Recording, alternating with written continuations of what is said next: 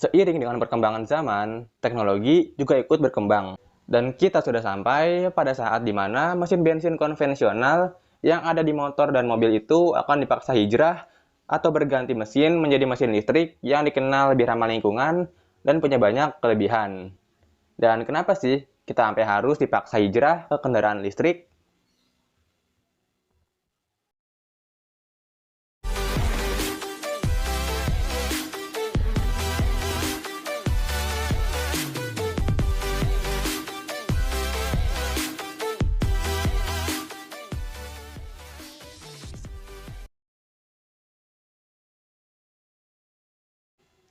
Mungkin ini bisa jadi satu-satunya alasan untuk kita hijrah ke kendaraan listrik, yaitu karena bahan bakar untuk mesin kendaraan konvensional itu kan bensin, dan basisnya itu dari minyak bumi, yang jumlahnya itu terbatas dalam bumi kita, dan suatu saat akan habis. Belum lagi untuk oli kendaraannya, dan belum lagi kan kendaraan itu ada juga yang boros banget konsumsi BBM-nya. Dan ibaratnya mah zaman sekarang, setiap orang itu pasti punya kendaraan masing-masing. Jadinya makin tipis aja kan ketersediaan bahan bakarnya. Jadinya kita butuh suatu kendaraan yang bahan bakarnya itu nggak akan bisa habis dan bisa terus didapatkan dengan mudah. Dan jawabannya adalah kendaraan listrik. Kenapa harus listrik? Karena ini adalah suatu bahan bakar atau tenaga yang dapat diperbarui. Atau bahasa gampangnya mah nggak bakal habis sampai kapanpun.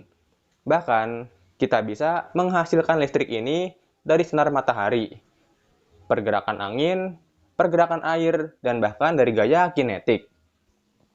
Dan alasan selanjutnya adalah karena mesin kendaraan konvensional itu kan menghasilkan CO2 yang bisa membahayakan sekali untuk manusia itu sendiri dan dapat mempertipis lapisan ozon yang ada di bumi, yang dapat mengakibatkan bumi menjadi lebih panas. Ngomong-ngomong, apa aja sih kelebihan dari kendaraan bermesin listrik? Kayaknya banyak banget nih, sampai-sampai dijadikan pengganti kendaraan bermesin bensin konvensional.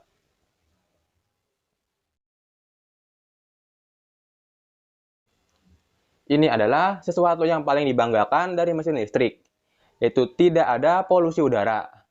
Kenapa bisa gitu? Karena pada mesin kendaraan listrik ini tidak ada siklus pembakaran seperti pada mesin kendaraan konvensional. Dan ini dapat mengurangi penipisan lapisan ozon bumi yang semakin hari semakin tipis karena banyaknya polusi yang dihasilkan dari kendaraan konvensional.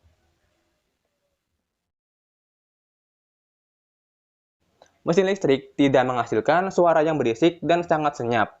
Ini dapat mengurangi polusi suara yang biasa dihasilkan dari mesin konvensional.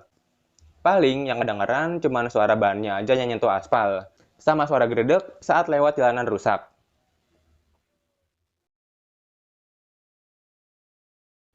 Lalu selanjutnya adalah soal performa. Kendaraan listrik tidak punya putaran mesin, dan mereka juga punya torsi yang sangat instan atau mudah didapatkan. Kalian tinggal tarik gas sedikit aja, torsinya udah mantep banget tuh. Cocok banget buat berkendara di jalanan perkotaan yang stop and go.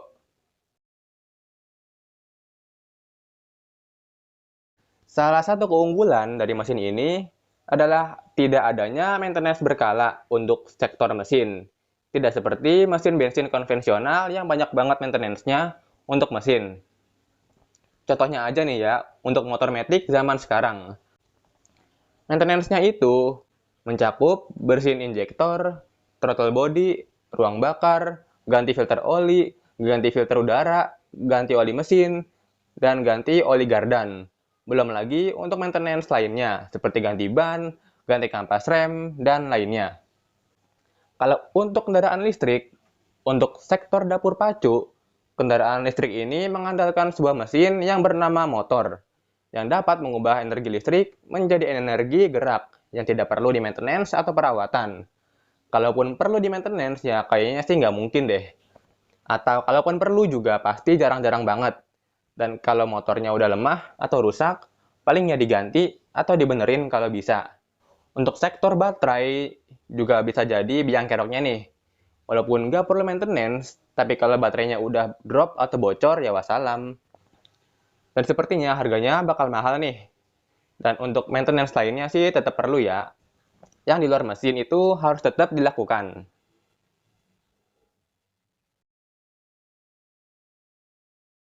Suara yang dihasilkan dari motor pada kendaraan listrik itu lebih senyap dibanding dengan mesin kendaraan konvensional. Dan ini bisa membuat kalian lebih nyaman dan tenang ketika berada di dalam kabin.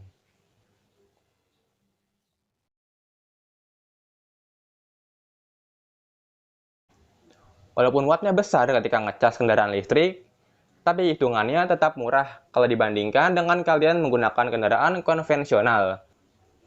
Misalkan, jika kalian menggunakan mobil LCGC sebagai mobil harian, dan pengeluaran bensinnya itu berkisar 1 juta rupiah, maka jika kalian menggunakan kendaraan listrik dengan spek kelas yang setara LCGC, dan kalian selalu mengecasnya di rumah, kalian tidak perlu lagi membeli bensin. Dan tagihan listrik rumah paling cuma nambah sekitar 500-700 ribuan saja.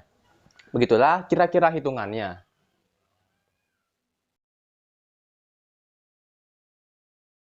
Melansir dari website resmi Nissan, mobil listrik tidak dikenakan PPNBM atau pajak barang mewah.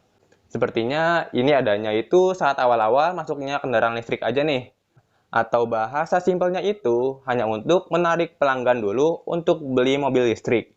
Dan jika suatu saat nanti mobil listrik ini sudah laku dan menjadi dominan, maka pajak PPNBM untuk mobil listrik akan kembali diadakan.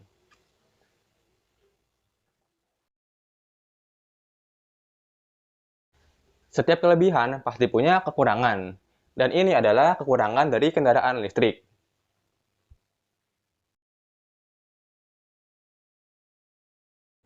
Ini adalah sesuatu yang agak saya benci dari kendaraan listrik. Karena kan yang namanya manusia kadang suka lupa ngecas. Dan misalkan jarak tempuh harian kita itu sangat pas-pasan dengan jarak tempuh yang dapat dihasilkan oleh kendaraan listriknya. Terus tiba-tiba ada keperluan mendadak banget. Kan repot ya. Malah yang ada bakalan habis di jalan baterainya. Dan kalaupun nanti di masa depan bakal ada teknologi super duper charging atau bahkan hypercharging 1000 watt sekalipun, waktu yang dibutuhkan untuk mengecas itu pasti tetap lebih lama dibanding dengan memasukkan bensin ke dalam tangki bahan bakar.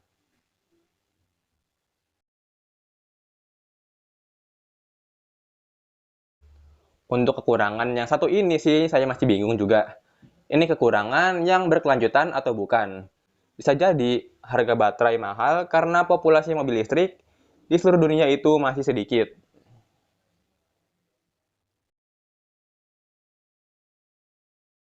Walaupun kendaraan listrik dianggap tidak menghasilkan polusi udara, tapi kendaraan listrik memiliki baterai yang jangka waktu pakainya itu pendek. Dan hingga saat ini, masih belum ada cara untuk mendaur ulang baterai yang sudah rusak. Nggak kebayang sih gimana jadinya kalau sampai pengguna kendaraan listrik sudah banyak populasinya. Tapi para ilmuwan dan insinyur otomotif belum menemukan cara mengolah limbah baterainya. Dan ada beberapa poin yang saya anggap sebagai kekurangan yang sifatnya itu sementara saja.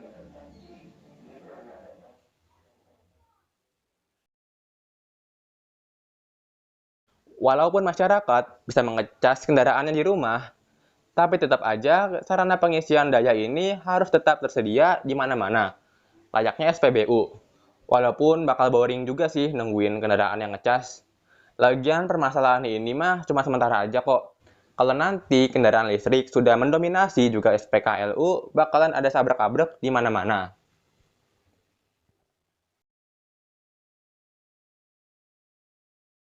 Ini adalah suatu masalah yang masih menghantui beberapa orang yang sudah punya kendaraan listrik. Walaupun ya umurnya masih seumur jagung. Soalnya kan nggak lucu ya kalau misalkan nanti kendaraannya rusak. Terus bengkel pinggir jalan nggak ada yang bisa nanganin. Cuman bengkel resminya aja yang bisa. Jadi gimana nih?